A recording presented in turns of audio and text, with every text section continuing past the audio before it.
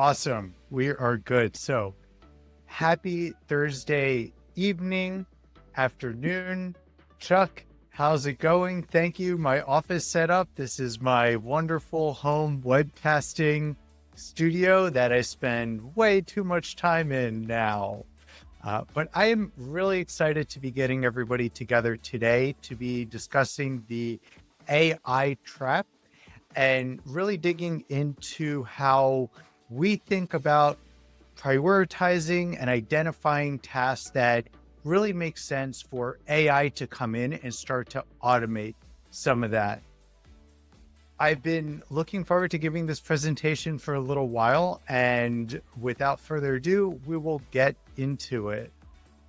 So let's just start setting the stage a little bit with what I like to call the AI paradox that leaders are facing right now. So we have a couple really pressing priorities happening in the world right now. On the challenging side, we're seeing that 73% of AI projects are failing, right? That's typically not due to the technology. It's more to do about how AI is being rolled out, the use cases that we're applying AI to, and the judgment that we're making on what to automate. We're also seeing that companies are beginning to automate a lot of tasks that are very complicated and complex. These are tasks that we're going to dive into that require a lot of intervention while they're going through resolution. I will talk into that a little more. And then also the third thing is that the window of competitive advantage is closing fast. Why does this matter now?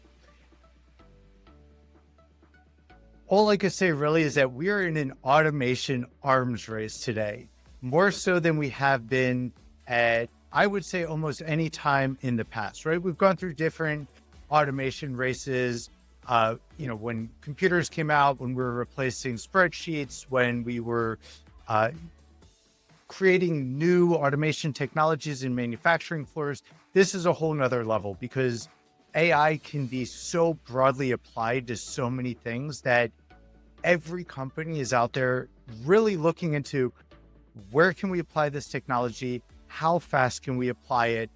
How do we begin to reduce costs? Which leads to the second thing is the cost of hesitation is increasing every day. That's not just the cost of lost competitive advantage or lost revenue, but also the cost of implementation. Technology is getting somewhat more expensive in some ways as these platforms are becoming more mature, as organizations wait longer and longer. They tend to fall into a mindset of if we don't do something now, we're going to lose. So we have to do it. And that falls into the third thing, which is a risk of reckless adoption, right? As all these pressures are coming together, as we're standing here saying, okay, I know we need to move and I'm not sure where the next best move is. I'm just going to move and we're going to deal with the fallout. And it's that risk of reckless adoption that we're going to get into today. And I like to bucket it into something I call the speed trap, right? So these 4 phases of your reckless adoption journey, starting with, we thought AI was about doing everything faster. So whatever task that we're trying to do, let's just throw AI at it and get speed out there. We're going to increase our throughput. The next part of that speed trap is we automated everything without having an end-to-end plan. We just saw these little bits and said, yes, we throw AI here. We've automated our email marketing. We've automated our outreach. We've added a chatbot to our website. Each thing is bespoke. We've put it out there, and now we have automation everywhere. Third phase, now we're seeing that we have a lot of speed without judgment. And now this is becoming a liability, right? Our speed is our greatest risk. So things are now moving so quickly that either we find organizations are unable to respond quickly enough when things deviate off of the intended path, that small issues become accelerated and grow exponentially. And before we could even start to remediate it, it's already hit the market and is becoming viral. The fourth stage of the speed trap is the realization that AI isn't magic and that all of this funding is failing to bring returns. And this is where we get into that number of the 73% of AI projects fail, or if you read MIT research's study, they said 95% of AI initiatives fail, right? I think it's a little interesting because even in that, they're pretty ambiguous on the what did failure success even look like. And if you look at the previous phase where, okay, we're just implementing everywhere, we're increasing speed without judgment, it's already lacking. Well, what does success even look like? So how do you measure success and failure if you don't have a plan and you haven't thought strategically around what it is that you are actually trying to accomplish? And what does success look like for each one of those tasks? So this webinar, who is it for? I created this webinar specifically for business leaders who are exploring AI, who know that they need to invest, they know that they need to start, but they're unsure of where to start safely. Operation managers who are being pressured to implement AI, the whole do more with less. We're all saying it, we're all hearing it. I have my own opinions about that, but we'll just call it do more with less.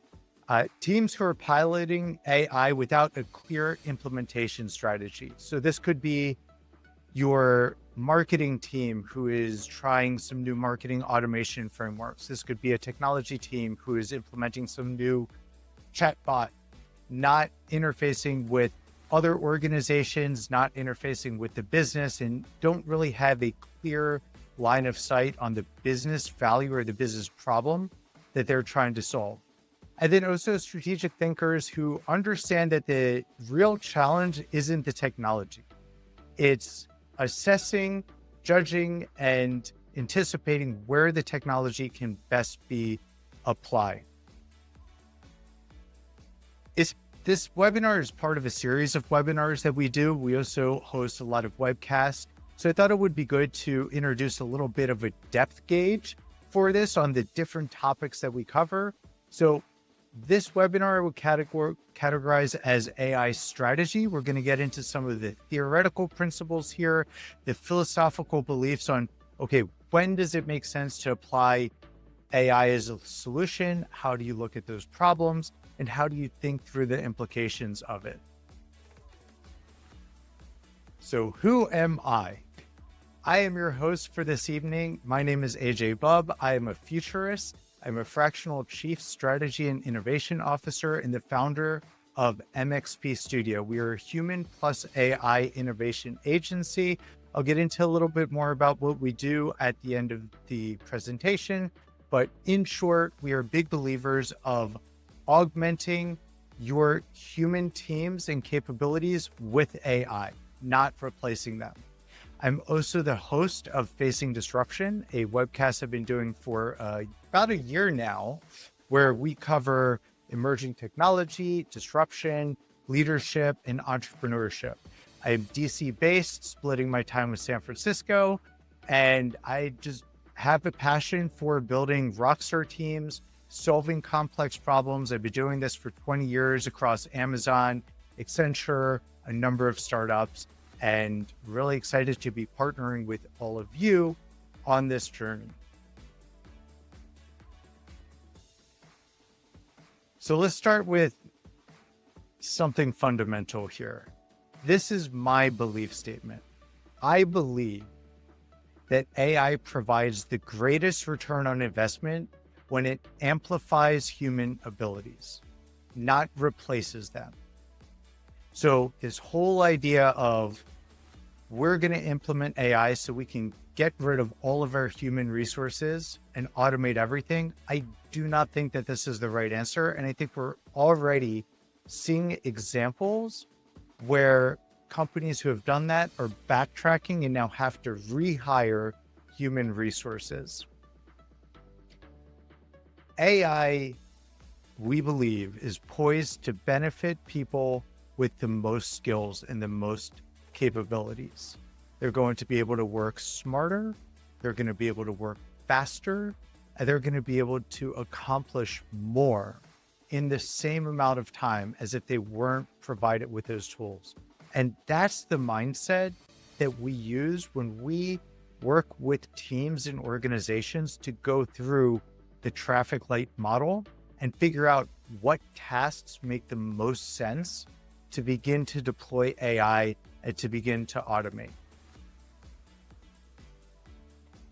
So here it is, the one slide, the traffic light model.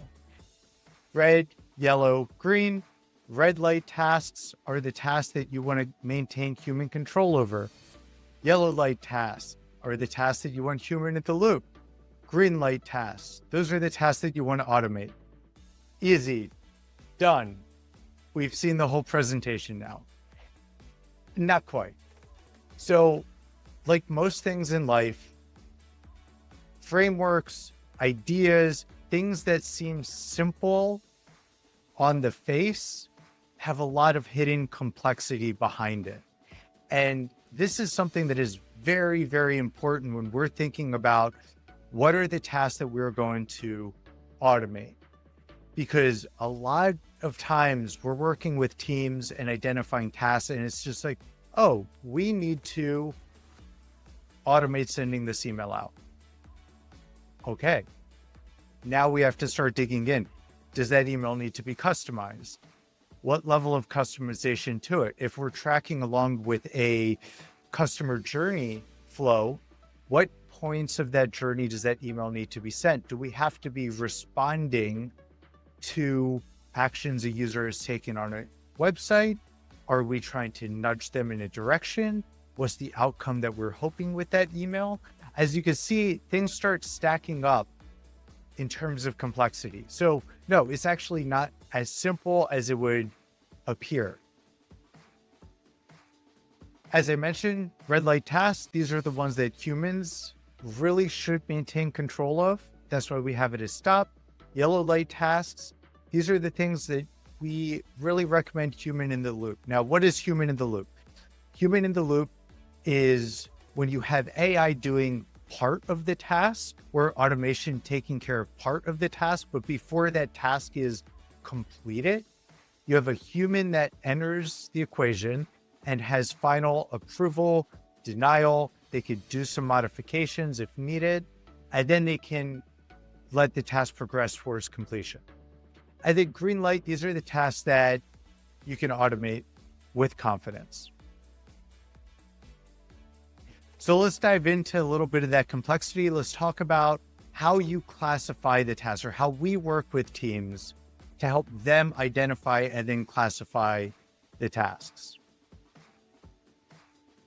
I'm seeing the chat is a little delayed. So I see some of the questions coming up and then I'll get them later in the conversation. Okay, so I like to begin with 3 questions. These are my 3 existential questions about a task. Question 1, what happens if AI gets it wrong? Question 2, how quickly can we catch the mistake? And question 3, can we easily undo the damage? So before I go any further on whether or not we're going to automate the task, I take these 3 questions into account and I rate them on a low, medium, high index. Notice what's not here. There's no question on, can AI automate this? How technically challenging is it? What's it going to cost? How much money is it going to save? Those are all really important, critical questions that have to be answered as we're thinking about applying automation.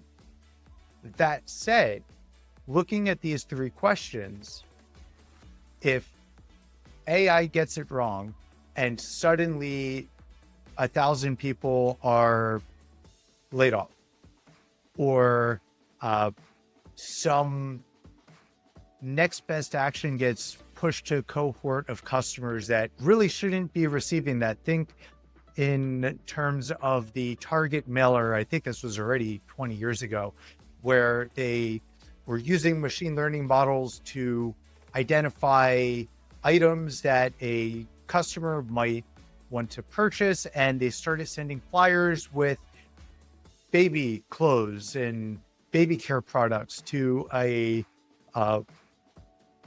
young girl. And the dad freaked out and sued them. And, it turned out that the algorithm knew what was going on more than the parents knew about their own child. But that caused damage, right? And that happened really fast. It happened so fast that it hit the news before Target could identify and react to the situation.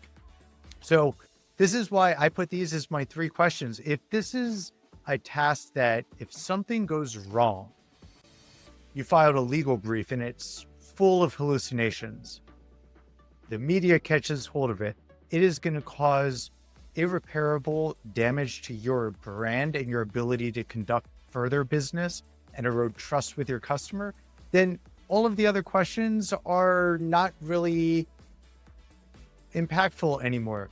Okay, it'll cost a lot of money to automate it. Yes, but it'll cost even more to regain trust with your customers. Why this works, I like to think about this as the power of risk-based thinking. The traditional approach, and what a lot of companies are asking right now, is, can AI do this task? Sure, with a lot of money and a lot of time and resources, AI can probably do a lot of tasks. The traffic light approach pushes you to think in terms of, should AI do this task? And I think that's a lot more of a relevant question. So let's dive deeper. And Naveen, this is going to answer your question, I believe, a little bit, but let's dive deeper into this red light, green light, yellow light. I don't want to leave this as just a surface overview here. So red light, we went over. What is red light? Human. High stakes decisions. Some examples of these would be legal decisions and decisions around compliance, financial commitments, ethical dilemmas, dealing with sensitive data and security issues. Strategic decisions is one of them. So, AI is really great at helping to combine a lot of sources of data and a lot of signals, but do we want it to be the one that's actually making the decision at the end? And we're seeing some companies do this already. And this was happening for years already, where you have algorithms put into place that get down to really fine granularity in tracking employee performance. And then those algorithms are given the ability to make firing decisions on behalf of management.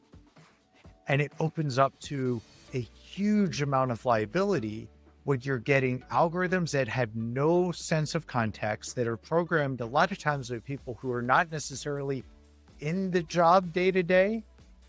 Now they're making decisions on who to keep and who to let go. So where does AI play a role in this?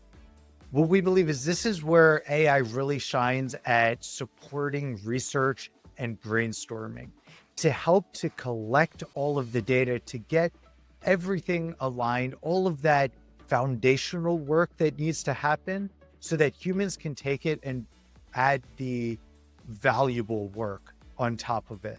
So building out a research paper, collecting all the data, summarizing it, being able to converse with knowledge.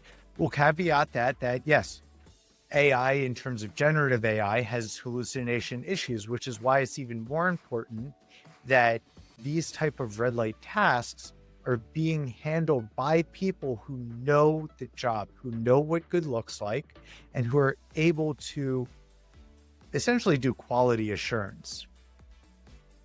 I like to say, if the task is something that you would hesitate letting your newest employee do alone, then you don't let AI do it alone. AI is your newest, worst intern most of the times. And that's what it is. You have to train the AI through feedback, through fine tuning and adjusting and making sure that your processes are appropriate. Let's take a jump to green. So we're going to go from red to green. So green, go. These tasks, they are typically low risk, high volume, highly automatable. Mistakes can be easily caught, quickly fixed, aggressively automated. And not only that, these are the type of tasks that honestly, you probably didn't need to wait for today's level of AI to begin to automate. Things like categorizing expenses, doing digital scans of invoices and getting that into your different financial applications, being able to pull down reports and generate summaries. A lot of this stuff, we've been doing robotic process automation for a long while. There's been existing automation flows. If you're identifying this stuff, you need to automate now. This isn't a question of, oh, do I use Claude or do I use ChatGPT? This is about understanding your process and figuring out the fastest way to accurately operationalize, optimize, and automate. Free up time for your higher value work that needs to be done. So we've done red, we've done green. Let's talk about the yellow light task, because I think this is where all of the interesting nuance and complexity starts to shine through. So yellow light tasks, these are the tasks that we say proceed with caution. Yes, there's a level of automation that can happen here, but the risks, it can easily go one way or the other. So as I said, these are areas that AI can significantly accelerate the tasks. Human in the loop is something that has to happen here, because at least for the beginning, because you need to make sure that it's doing the right work. And I say it, I mean it as the automation, not it as AI doing its own thing. AI is going to do what you tell it to do. So you need to make sure that you're balancing the efficiency gains that you can experience with the without sacrificing quality or safety. And examples of this is, again, drafting initial contracts, right? Or initial SOWs. I see some of the people that are on today, we work together at Accenture. We went through lots and lots of SOWs, and in a not insignificant amount of the SOW is stuff that we're reusing from previous SOWs. Pulling that together, this is something that we should be using tools to accelerate. However, getting it across the finish line still requires that human in the loop. Preparing client materials, right? Sounds great on the face of it. Recently, we've seen one of the big consulting firms being caught using generative AI in their reports and having to refund their customers to the tune of hundreds of thousands of dollars. So yeah, it sounded great. They moved really fast, and now they got caught, and they have not just the hard costs of this mistake, but the perception and the erosion of trust with their customers. So this is where we're talking, human in the loop matters. And it's not just any human in the loop, it's the human who understands the output, right? Having a bunch of analysts use generative AI to create a report that those analysts then think looks great because they don't have experience is not human in the loop. Now that I think about it, we should probably change that to expert in the loop. Okay, we changed it here, everyone. I think the general yellow light rule that we should take is, if automation and AI can get 80% of the way there and 20% of the time that it took you or your team to do the task, then this makes sense to automate, and let's focus on that expert in the loop.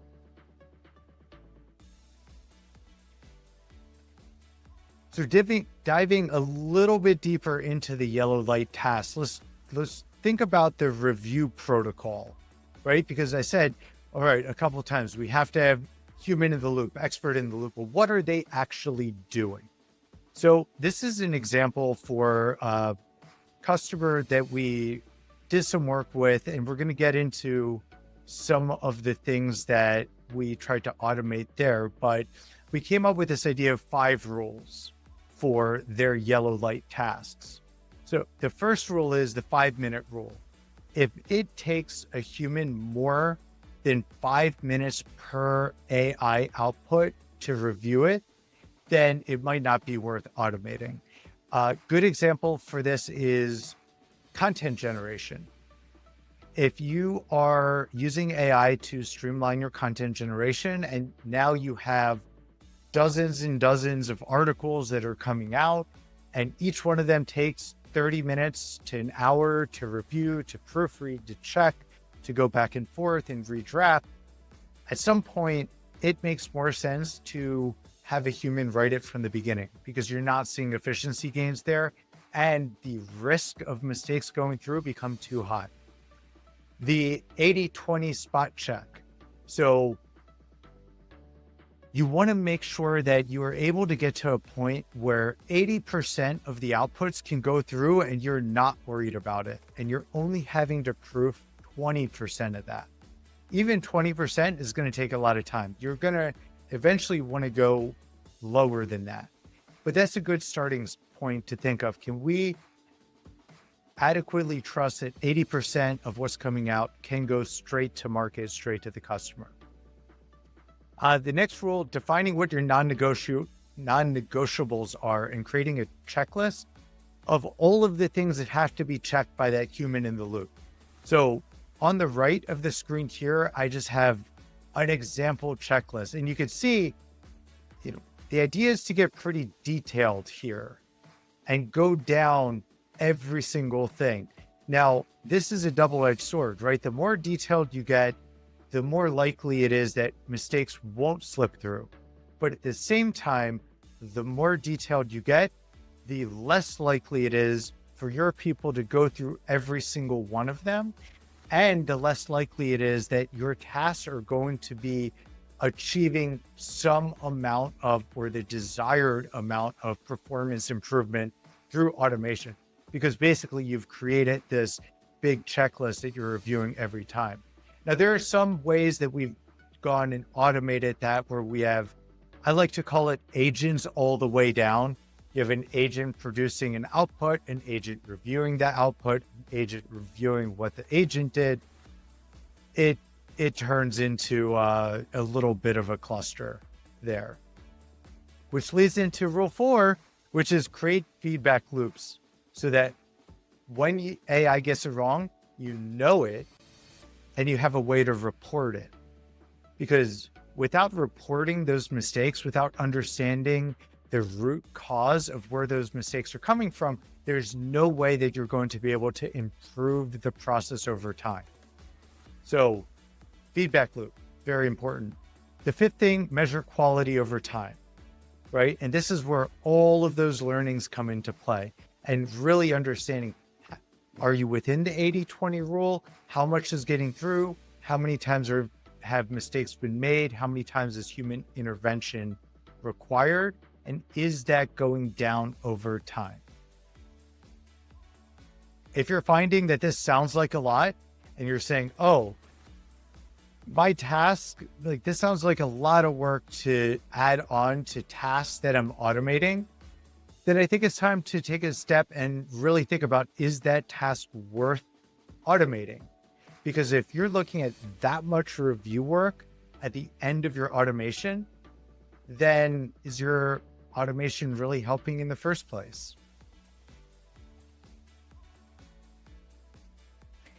So let's talk about how to apply this, right? Because I want this to be actionable. Step one, audit your tasks, right? We like to sit down and list out everything that your team members are doing. It could be within an individual department. We like to keep these assessments really focused and go step by step. So let's say you sit down with your marketing team, your sales team. Actually, that's a great one. Let's say you sit down with your sales team and go through the people on your team together and say, what are the tasks that you are doing on a day-to-day basis? What is the things that are taking the most time? What are the things that are just, no matter what, you have to do them? The second step is to begin to assign colors.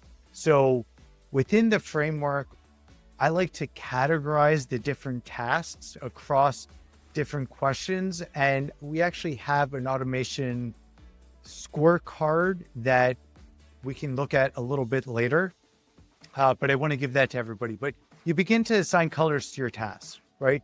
Look at it and red, yellow, green. What are the things that we think that, yeah, we could automate this right away? Or red, yellow, we need more information on those tasks. The third thing is to build guardrails. And this is really important. This is something I talk with a lot of the leaders that I work with, is figuring out how to use governance as an accelerator instead of as a barrier to adoption. So creating the clear protocols that say tasks that look like this, whatever this is, it could be tasks that involve direct communication to our customers, will always be a yellow light task or a red task. Be very, very clear with that versus, if you're automating something like pulling meeting notes out and putting them onto your SharePoint so that everybody can see, but that's internal only. Maybe that's something you want to say, this is green. It's low impact, low risk. It does help to pull out some of those meeting notes. We're going to approve that.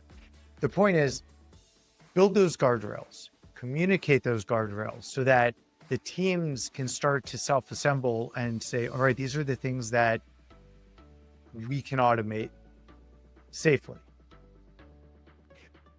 Step 4, start small. I am a big believer of experimentation, of prototyping, of learning through doing. And the smaller, more targeted that you are starting with, the faster you're going to collect those learnings. So start small, start targeted, take a specific task, begin to automate it. You're learning not just how to automate the specific task, but you're also learning how to implement automations as an organization.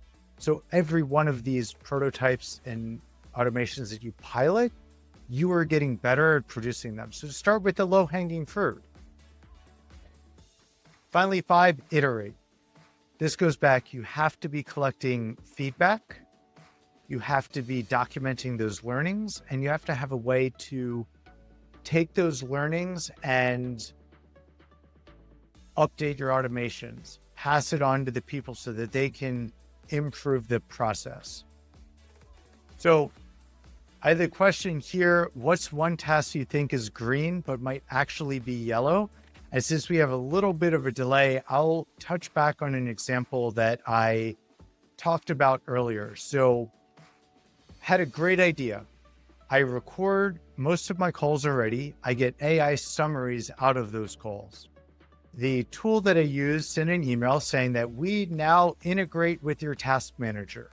And at the end of every meeting, we will automatically populate your task backlog with all of the tasks that came out of it. I thought that was great. Makes a lot of sense. Seems really easy. Give it a green. Put it into place. Within a week, our backlog was so inundated with tasks that didn't have any context, duplicate tasks, tasks that weren't correctly assigned to people, fabricated tasks, I think important tasks were missing from it. That we began spending more time every day just going through, okay, what are the tasks that our AI agent decided was important, and trying to fix all of that, then it would have taken us to just look at the transcript and review it or note down our tasks ourselves. So this is a great example. What looks green might be yellow. And checking to see if any comments came in yet about tasks that you guys may have felt, but we can get to them later. Let's talk about some more edge cases. I love the edge cases because where things become murky and gray is where all of the exciting stuff happens, even if we're talking about something that seems mundane. So the edge cases, when your classification begins to move and drift in between the risk categories that you've assigned it. So things like green to yellow, right? You're seeing something such as scaling rapidly, but your error rates are increasing exponentially, right? The task volume is growing. And this is something that I face actually a lot with my content as I'm doing more webinars and more interviews and webcasts, that my backlog is growing so quickly that now I'm the bottleneck because I have to review things because I'm noticing a drift of things aren't at the quality that I want it to be. So you have this huge backlog of work. Regulatory and environmental changes is something that's very interesting, especially now when we have so much change happening so quickly, is that, we could have processes in place that tomorrow something happens that says, yeah, we're following something different now.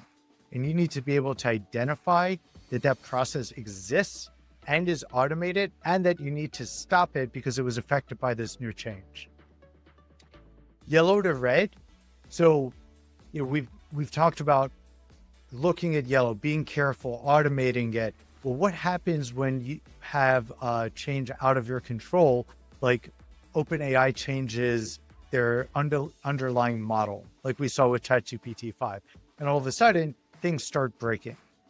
But because this is a mature workflow, maybe you're not monitoring it as closely as you used to.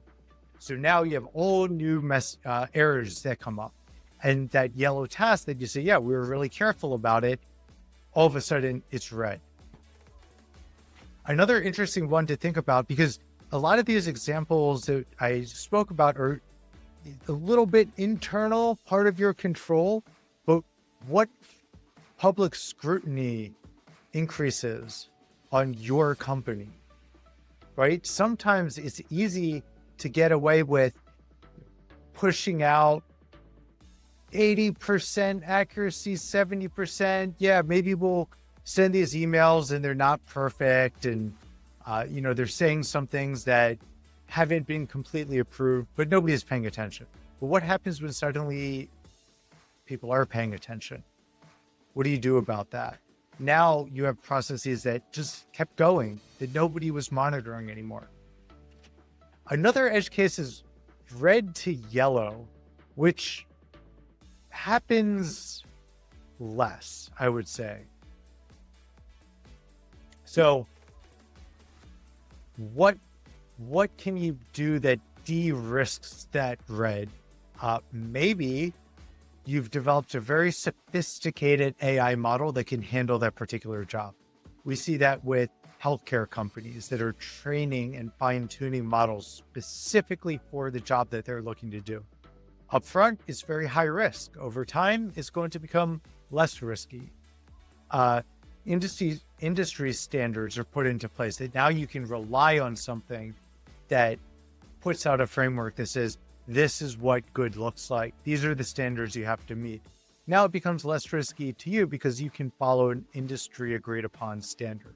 So the point of all of this is these things change. And because they change, you need to be going back and reassessing your automations, reassessing where AI is being put into motion on at least a quarterly basis. This is just a little bit deeper on some of that hidden complexity area. So the task summary was the example that I gave. Another one, responding to pricing inquiries. This is another interesting one that we came in to work with the customer to basically look at automating their price to purchase and being able, we see it now, airlines are doing it as well, is on-demand pricing and personalized pricing. And on the face of it, it makes sense. But when you start looking at high-touch B2B type industries, and you start to dig into, well, what is the value an account manager, account executive is providing to that customer? That could be very personalized pricing. That could be a personalized style of operating and closing a deal lifecycle. It could be so many little things. Also, they could be, because of their knowledge, able to respond in real time to shifting market conditions and demands from a particular customer. Another task that I worked with a HR organization on is they wanted to start generating performance reviews and generating the scripts for the difficult conversations. Right? So basically taking over HR and management functions. And as you look into that more and more, there's a lot of liability risk that is coming along with that, as well as it hurts morale. And digging deeper and deeper into the problem, the findings that we came out with is that their managers are just uncomfortable having hard conversations. So this is really more of a management and training issue in that layer of management than it is we just need to generate performance reviews faster. Point of all of this, when you start looking at a task that you think is green and you can begin to probe these questions and you're asking a lot of things, it's best to start to treat it as yellow. And that's the takeaway I really want everybody to walk away with, is most tasks exist more in yellow than they do in green. If they're red for a reason.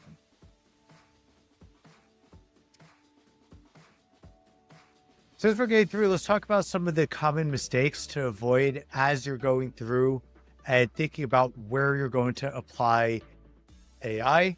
A lot of this is really founded on competitive advantage, customer trust, legal liability. If those things are high, you keep it as red. It's just, you need a human in the loop. You need an expert doing it.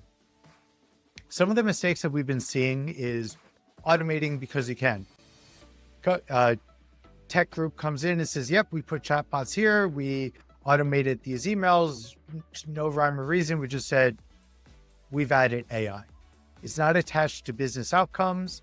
There's not a good feedback loop. They didn't work with their internal customers on figuring out how to optimize it. It's just, we automated it. That leads into mistake 2, going straight into production. And we've seen this, unfortunately, a lot. Instead of taking the time to really test through the entire automation workflow, it's, hey, good enough, get it out there. That leads into mistake 3, set it and forget it. Once we've automated it, it's out. We're not auditing that later. We're not doing quarterly follow-ups. It is what it is. Mistake 4 is no feedback loops. So again, not taking those learnings, not understanding where the deficiencies are, plugging it back into the system, improving it over time. Mistake 5, letting AI creep into red. So we have these yellow things. It's like, okay, we can, the writing legal memos is a good one, right? We can write this legal memo. Okay, great. It did a good job at that. Well, why don't we have it do a little more research? So it's almost like AI scope creep that we're dealing with. And then finally, mistake 6 is underinvesting in this process to begin with, right? I've said this multiple times. If you're listening to this and saying, yeah, this is a lot of work, Yes, it is, because this is really important. And if you think this is a lot of work, then you need to think strategically on, is this the right thing to be investing your time, money, and brand on? So what does success look like? What are you hoping to get out of from green, yellow, and red? So, the metrics for each one of these change because of the type of work that exists within each category. So things like green light, task automation, how much time is saved per week? What's the error rate? Are you getting near zero? What's the team satisfaction with the automation? These are very high level. They're just rudimentary things that had to get done over and over. So you're looking at saving time. Yellow light, we're looking at things like the review time versus the creation time saved. So this is actually, what is the cost in operational expenses that you are saving to do this job? The error catch rate, again, is performance getting better? Quality scores increase. This might be the places where we're saying, did revenue increase, right? If we're looking at things like next best action, are we getting better results through this automated framework that we've deployed? And then red light is an interesting thing to go through. Sometimes you want to think about it more in terms of what's the success look like for trying to get to automation, right? How many times are we being requested for new automation from teams? What's the team clarity on why these tasks remain human controlled versus being automated? What's the customer satisfaction on high stakes interaction, on things that require a lot of hand holding, but we've added some automation into it? You really want to monitor closely to make sure that your guardrails are still relevant, your team understands why they're there, and they are able to do some little bit of improvement. And just like the metrics, the impact is different for different personas within your organizations. For leaders, you're looking at things like making faster decisions with more information. You want to be able to focus on strategy, not on status updates. And you want to be able to delegate with confidence and know that assigning out this task is going to yield at least as good as human results than if it was given to a human. For teams focusing on higher value work, your teams have clear guidelines of when to act independently. They know when to step in. They're able to work faster and they're able to get more job satisfaction because they're able to focus on the things that are actually valuable. And finally, for organizations, this is where do more with less, right? You're scaling operations without increasing your headcount. This is a big one, right? You're able to move at startup speed with enterprise agility or enterprise quality. You want to be able to rapidly increase, and then you want to reduce the response time to market changes. All right, so as we're coming to the end of this, the key takeaways: AI is a tool for amplifying your human abilities, amplifying judgment. It's not for replacing it. I know a lot of people want to sell it as that. We don't look at it that way. Risk assessment determines where AI fits in, where automation fits in. Start small, build fast, put in your guardrails, create those feedback loops. And what I would say, today is a Thursday. Tomorrow, you can begin to list out your top 10 to 20 tasks and start to think through, are these things that can be automated? Are these things that should be automated? Where do you go from here? Like I just said, create a scorecard. I have a scorecard. I'll tell you how to get that in a moment. Use the scorecard, 10 to 20, 20 to 30 tasks. Identify your top 3 green light quick wins that you can begin to automate. And also think about what are the red light list items that you can begin to discuss with your team, that you can say, are these things that we can improve? How do we improve it? Should we improve it? Over the next 90 days, you should already be piloting and scaling things, right? We are moving fast. Sometimes getting started is the hardest thing. Doing your assessment, that is a great way to get started. Remember, the goal isn't to automate everything, it's to automate strategically, right? Find the things that you can take off your team's plate so that they could work faster and more productively. So finally, I said at the beginning, we're with MXP Studio. Who are we? How do we empower teams? So MXP Studio is a human plus AI innovation agency. We have several offerings that we bring to our customers, including innovation strategy and advisory, accelerators, AI upskilling and envisioning, as well as custom AI implementations. And for those of you who are watching this, I did want to give away that assessment template that we built for all of our viewers. If you want to get that scorecard, just like and comment scorecard on the LinkedIn event. This will be up. Send it. I'll send you the scorecard. If you want to go deeper, you can grab a copy of our new AI adoption guide called the Trails Framework.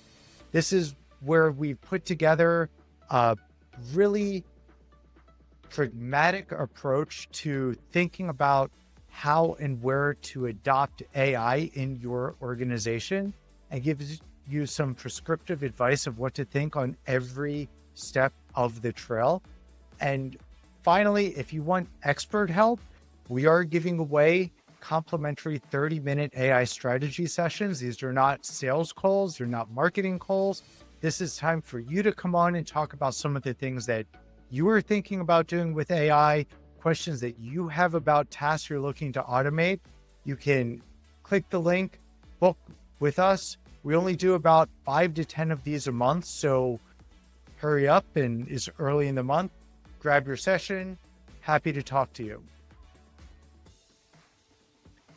And with that, let me look through some of the questions. All right, Naveen has a lot of questions.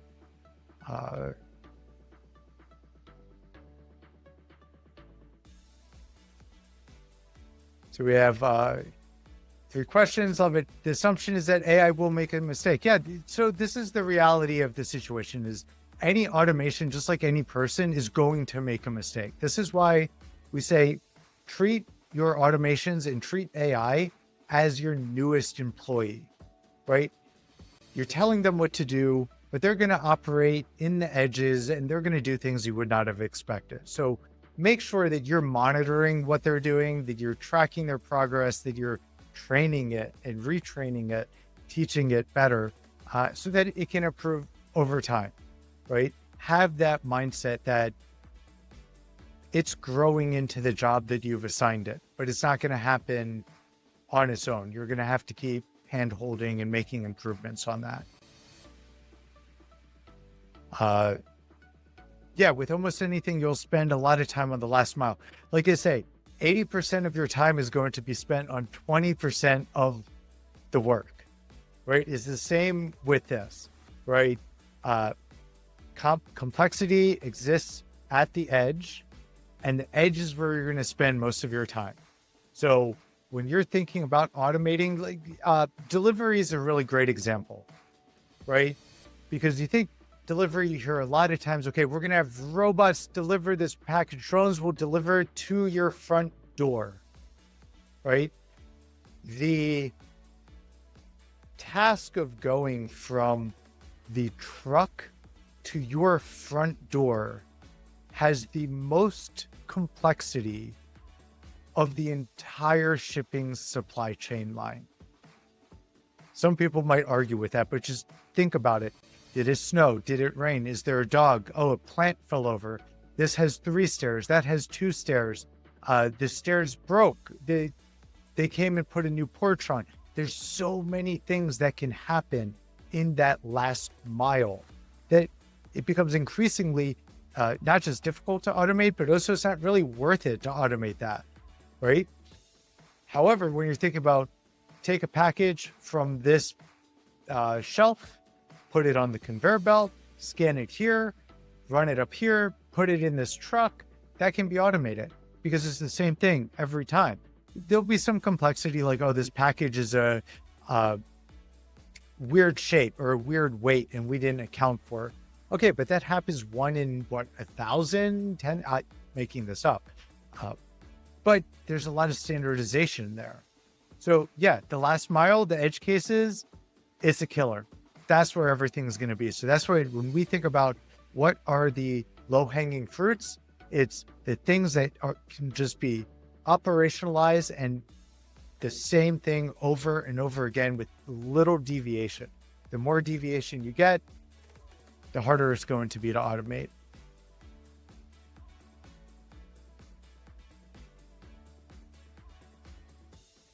All right. With that, I wanted to thank everybody for giving me time this weekend. I'll be messaging all of those who've RSVP'd with a link to the recording, as well as a link to the resources that we talked about today. Don't hesitate to reach out. Any questions?